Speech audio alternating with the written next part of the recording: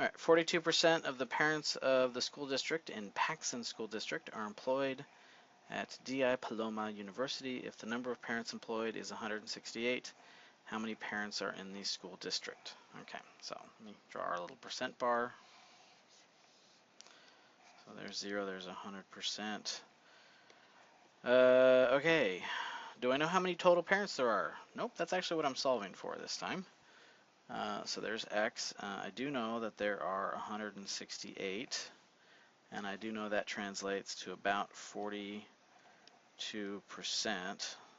So I have this piece right here, and I'm just missing the total amount. Okay, so let me set up my proportion then. So 168 over x equals 42 over 100. And so if I cross multiply and divide, I get that x is 168 times 100 divided by 42. So let me get that typed in here. So 168 times 100 is that number, and then divide that by 42. And so that says there's got to be 400 parents total.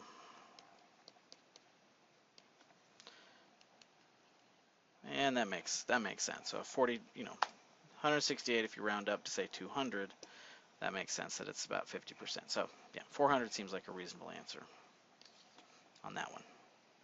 Okay, Kelly bought a bicycle and a year later sold it for 20% less than what she paid for it. If she sold the bike for $144, what did she pay? Okay, so let's kind of translate this to what it's saying, and then we'll think about what we're trying to solve for here. So we got 144 is what she paid now. We're trying to figure out the price, and then so it's the price minus her loss. If we knew how much she lost, with the physical amount of money she lost, we could deduct that from the price, or we could just add it to the 144, and we would be fine. Okay, so what we need to then figure out is what is the loss. I mean, let's focus on that for a second.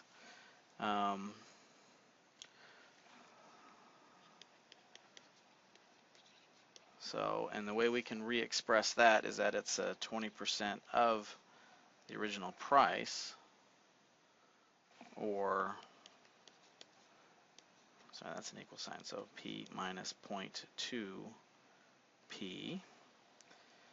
So 144 equals, P minus 0.2P is 0.8P. So 144 happens to be 80% of something. Okay, so if I'm again solving this equation, then P, the price, would simply be 144 divided by 0.8. And if I take out my calculator, 144 divided by 0.8, I see that she spent 180 for the original bike. Okay, another way to kind of go about doing this, go back to our percent bar, where we got 0 and 100% labeled. Sorry, 100% labeled. We know that this 80% mark, that's actually 144. And I would like to know the original cost here. So again, setting up a proportion, I get 144 over x equals 80 over 100. And so cross multiply and divide, I get x is 144 times 100 divided by 80, which will also give me the 180 times 100, divide that by 80. Okay, so notice we also get the same 180. So I always like when there's two very good methods to solve a question, because then I'm like, you shouldn't get any of it wrong, because there's two ways to do it.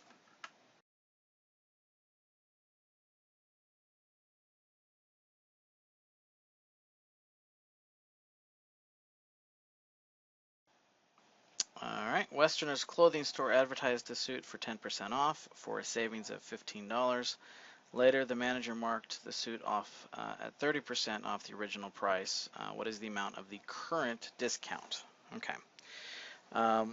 So we're trying to figure out how much did they save the current amount. So when they did 30% off the original, how much was that, right? What we know is that when they took 10% off, they saved 15. So we're gonna go at it this way. We're gonna say 10% of the price happens to equal $15, and then we'll figure out what the price is, and from there we'll calculate what the 30% of this is. Well, again, we'll do this two different ways, and hopefully one of them will make more sense. And again, it's not about you understanding it, it's when your students raise their hand and get confused. Having more methods helps you reinforce or strengthen the student's understanding. So if I set this equation up, I get 0.1p equals 15. So then take p and divide that, or say 0.1 divide that, so 15 divided by 0.1. And that should be 150, but let me hit the buttons in the calculator. So 15 divided by 0.1 is 150. And then I want 30% of that amount. So that's 0.3 times 150. And let's see. 0.3 times 150 is 45. Okay, so the current discount is $45. Let me go about this another way. So if 10% of P equals 15, what's 30% of P? Okay, well, to go from 10% to 30%, we'd multiply that by 3. So to go from the current 15 to the new discount, we want to multiply that by 3. Obviously 3 times 15 is 45. Okay. Now again, one method is not better than another. They're both different ways to illustrate the same question. Okay, so we're going to talk about some mental math techniques. So again, even though I'm writing this out, the idea is that you're doing these sort of calculations in your head. And one method is using something called fraction equivalence. So on fraction equivalence, we look at common percents and we look at their fractional form. And then when asked to give a percent of a number, we actually in our heads think of the fractional form and then just do the product in our heads. So what kind of percents would be something common that we all should know? Well, 25% translates into a fourth. 50% would be a half. 75% would be 3/4. 33 and 1/3% is 1/3. 66 and 2/3% translates into 2/3. 10% is 10 over 100, or 1/10. And 1% would be 1 out of 100. So as long as you have those fractions down, then this process sort of makes sense. So let's say I want to find 50% of 80. In my head, I'd be thinking 1/2 times 80, which hopefully we'd get 40 out of that. Or if I want 66 and 2/3% of 90, that would translate to be 2/3 times 90. And so in my head, I would think, well, let's see, 3 goes into 90 30 times, and then 2 times 30 is 60. So 60 would be 66 and 2/3% of 90. Again, so the idea is that you, whenever you're asked to get these common percents, you convert to a fraction and then work out the math using the fraction.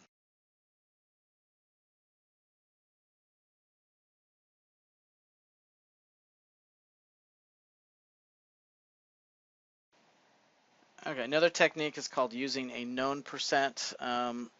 This is when sometimes we don't know a fractional form of a given percent, but we can translate it, we can break it up into percents that we actually are comfortable with working with. So let's say I wanted to find 55% of 62. And again, this is a mental math computation thing. Well, 55% I can break up into 50% of 62, and then I can look at 5% of 62. 50%, well, that's just half of 62, which is 31. Now, 5%,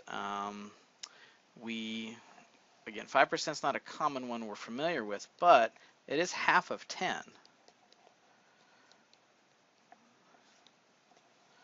And 10% is very nice to work with. So 1/2 of 1 over 10 times 62, which just means we move the decimal place over. So it's 1/2 of 6.2. And then half of 6.2, that's something we could very easily do in our heads. So that's 3.1. So keep in mind, this whole process is something we would do in our heads. We do these little tiny calculations. So you would ask the student this question, and they would just stare blankly in space for about a few moments while they're doing this sort of calculations in their head. And then mentally, we'd want to add up the 31 plus the 3.1, which gives us 34. I'm sorry, 34.1 as our final answer. All right, so let's do a little estimation with this problem. Laura wants to buy a blouse originally priced at $26.50, but is now on sale at 40% off. She has $17 in her wallet and wonders if she has enough cash. We're going to do this mentally. I love this. Ignore sales tax. Now, that statement simply meaning different places, different states have different rules. So usually anywhere from 6 to 8% is a good estimation for sales tax. But anyways, we'll get to that. All right. So we want to know. What we want to know is what's 40% of 26.50. Okay. Well, 40% that's a little harder to work with than say other numbers. However, we can easily, if we round down a little bit and say let's do instead 40% of $25. Kind of play with that because I know that I can do 10% pretty quick. Because 10% of 25, that's just moving the decimal place over, so that's just $2.50. Sorry, $2.50. Okay, and I want 4 of that. So 4, because 40% times 4 there. So if I want 250 times 4, that works out to be about $10. Okay, so I estimate that she's going to save about $10 on, because it's 40% off. So she's estimate-wise, she's going to save about $10, and it's actually going to save a little bit more than that because remember I rounded. So if I estimate that she's going to save $10, that puts her right at $16.50. Okay. And so the 17 is enough to cover it. Now, if we bring sales tax into this, then we have to kind of go, well, I don't know if she's got enough there. Because sales tax would be, we could round that up and say about 10%, so that'd be another $2.50. And so that's sort of questionable. Without sales tax, she's good. You put sales tax in there, then I'm going to say she probably isn't. But the question did say ignore sales tax, so I guess we don't have to necessarily worry about that. So the 17 would be enough without sales tax.